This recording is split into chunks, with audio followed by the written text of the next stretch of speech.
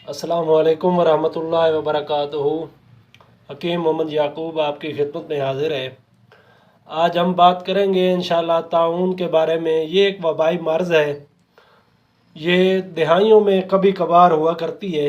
ये एक कानून फितरत है कि जब इंसानी आबादी ज़्यादा हो जाए और इसके लिए ग़िज़ा और पानी की कमी हो जाए तो इसको एतदाल पर रखने के लिए कानून कुदरत ये है कि या तो जंग की हौलनाकी से इंसान मारे जाते हैं और इसकी ज़्यादती एतदाल पर आ जाती है, या फिर ऐसी वबाई अमराज अल्लाह करीम पैदा कर देता है कि जिससे इसकी हौलनाकी से भी बहुत ज़्यादा लोग अल्लाह को प्यारे हो जाते हैं। और इस सूरत में भी अल्लाह करीम मनसूबा बंदी की सूरत में इंसानी आबादी को एतदाल पर ले आता है।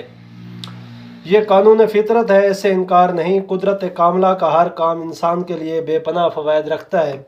आज के दौर में मौत से निजात पाने वाली दवाओं का बहुत चर्चा है। हर तरफ मौत से बचाने वाली दवाओं की बात हो रही है। ख़ुसूसन बेपनाह वैक्सीनें हैं जो कि मौत से मुकाबला करने के लिए तैयार की जा रही हैं। एक तरफ से तो इंसान को बचाने वाली या मौत से निजात दिलाने वाली अदविया का बहुत शोर व गौगा है, और दूसरी तरफ इंसानी आबादी को की एतदाली कैफियत को पूरा करने के लिए महकमा महबूद आबादी जैसा इदारा भी काम कर रहा है, जो इंसान की आबादी को कम करने के लिए बेपनाह कोशिशें कर रहा है। और इस पर करोड़ों रुपए के बजट खर्च हो रहे हैं ताकि इंसानी आबादी एतदाल पर रहे और इसकी ज़रूरियात ज़मीन और पानी पूरा कर सके। खुदा की पनाह ये मुतज़ाद तरीका कितना ख़तरनाक है कि एक तरफ तो इंसान को वबाई अमराज से बचाने के लिए बेपनाह अद्वियात का सहारा लिया जा रहा है, और दूसरी तरफ ये हालत है कि महकमे इंसानी आबादी का गला माँ के पेट ही में दबा कर इंसानी आबादी को एतदाल पर रखने की कोशिश कर रहे हैं। ये कितना बड़ा तज़ाद है जो इंसान ने फितरत फसाद की सूरत में इस दुनिया पर बर्पा कर रखा है। अगर इस निज़ाम को फितरत का कानून समझ कर कबूल कर लिया जाए तो ये भी अल्लाह करीम की बड़ी अतात है। इसके अलावा अगर खुराकों की तहकीक की जाए तो इंसान की मुदाखलत से इस रहमत को जहमत बना दिया गया है। ज़राअत पर तहकीक करें तो ये भी आज के मरवजा ज़राअत के तरीक़ों में इंसानी मुदाखलत इसको भी रहमत से जहमत बना रही है। कुदरत ने नाकाबिल तरदीद इन कानून में जब भी इंसानी मुदाखलत कार फरमा हुई है तो सिर्फ ये फ़ायदा है कि इंसान को अपनी तहकीकात पर बड़े से बड़ा एजाज़ तो मिल जाता है, लेकिन इसकी तहकीक आहिस्ता आहिस्ता इंसानी आबादी के लिए बहुत ख़तरनाक नताइज फराहम करती है।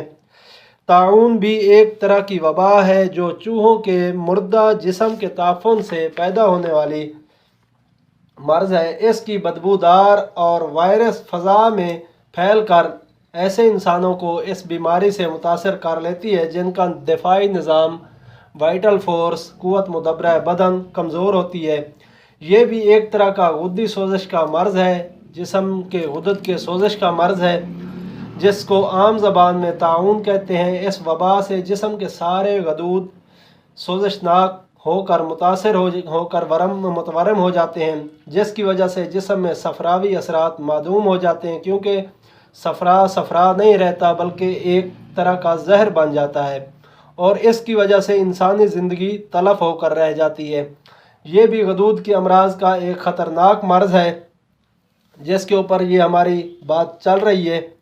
ये अब इसके इलाज की तरफ चलते हैं। तो इलाज में सबसे पहले आपने ग़िज़ा के ऊपर तवज्जो देनी है और साथ में एहतियातें। इसके इलाज से ज़्यादा एहतियातों की ज़रूरत होती है। ग़िज़ाओं में आपने तमाम जो गर्म ग़िज़ाएँ हैं वो आपने बंद करनी है, यानी उज़लाती गुद्दी या फिर गुद्दी उज़लाती ग़िज़ाएँ वो आपने बंद कर देनी है। उसकी जगह आपने गुद्दी आसाबी या फिर आसाबी गुद्दी ग़िज़ाएँ इस्तेमाल करनी है ताकि जिस्म में रतूबत की मिकदार ज़्यादा हो, सफ़रा की मिकदार कम हो, ताकि जिस्म में तीनों अखलात जो हैं वो एतदाल पर आ जाए और ज़िंदगी का निज़ाम रवां दवां रहे।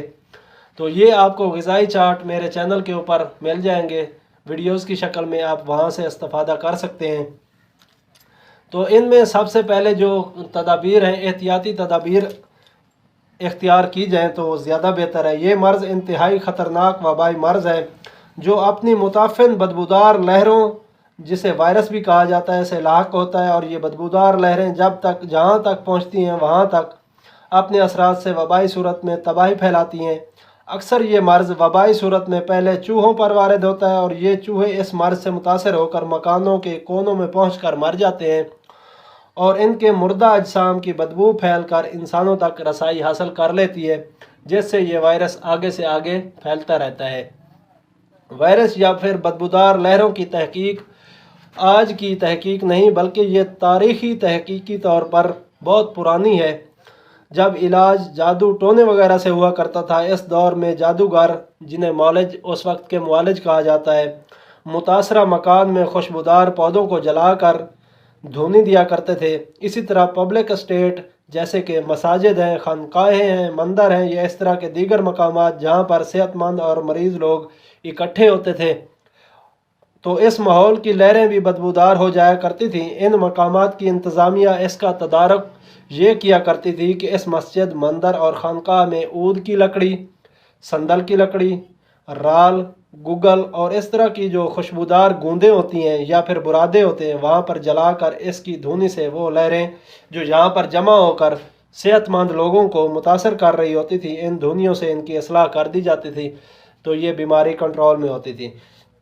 اسی طرح آج کی جو بوڑھی مائیں ہیں، جس گھر میں بخار، خسرہ وغیرہ جیسے وبائی امراض وارد ہو جائیں تو ایسی عورتیں اکثر گھر والوں کو مشورہ دیتی ہیں کہ گھر میں ہرمول کی دھونی دے دیا کریں تو زیادہ بہتر ہوتا ہے۔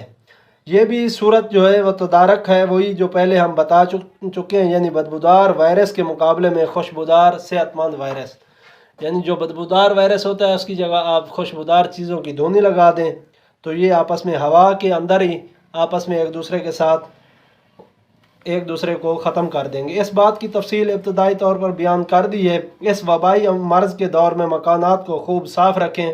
کونوں سے یا سامان کے نیچے اگر کوئی مردہ چوہے ہوں تو ان کو نکال کر جلا دیں اور گھر میں گندھک وغیرہ کی دھونی دیں اور بعد میں کسی خوشبودار گوند یا سندل وغیرہ جیسے ادویہ کی دھونی سے اس ماحول کو صحت مند رکھا جا سکتا ہے۔ اب ہم چلتے ہیں کہ نسخہ آپ نے جو استعمال کرنا ہے وہ آپ کے سامنے ہے۔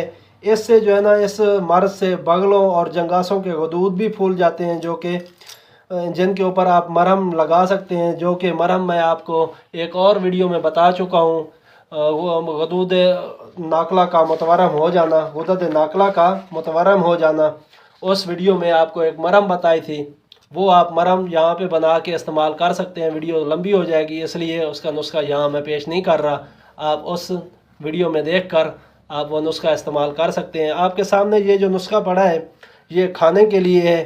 آپ کے سامنے یہ چیز ہے، نشادر ٹھیکری والا ہے، یہ کلمی شورہ ہے صاف ستھرا، یہ جوخار ہے اور یہ ریمند خطائی ہے۔ یہ 4 چیزیں ہیں، آپ نے ان کو برابر وزن میں لے لینا ہے، 2-2 4-4 تولے جتنے بھی آپ لے سکیں برابر وزن میں لے لیں۔ ان کو اچھی طرح پاؤڈر کر لیں۔ پاؤڈر کر کے جب ان کی یہ دوائی بن جائے تو آپ اس کے کیپسول بھی بھر سکتے ہیں یا پھر اسی طرح سفوف بھی استعمال کر سکتے ہیں۔ اگر کیپسول بھرنے ہوں تو 1000 mg کے کیپسول مارکیٹ سے خالی ملتے ہیں، وہ آپ کیپسول لے کے ان کو بھر لیں 1000 mg کے کیپسول۔ ایک کیپسول صبح، ایک دوپہر، ایک شام تازہ پانی کے ساتھ لیں، کھانے کے 1 گھنٹے بعد استعمال کریں۔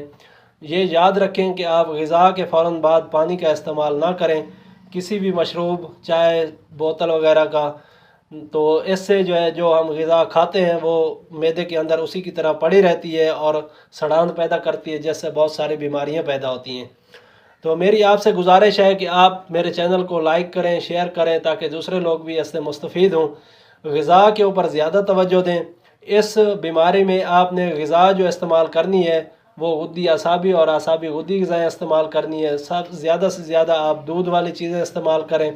اس کے علاوہ آپ سبزیاں بھی استعمال کر سکتے ہیں، مولی، گاجر، شلجم، ٹنڈے، مونگرے، اس طرح کی جو چیزیں ہیں، پیٹھے، تو آپ اس طرح کی چیزیں استعمال کریں اور مجھے اپنی دعاؤں میں یاد رکھیں۔ پھر انشاءاللہ ملاقات ہوگی کسی اور اچھی سی ویڈیو کے ساتھ، تب تک کے لیے مجھے اجازت دیں۔ السلام علیکم ورحمۃ اللہ وبرکاتہ۔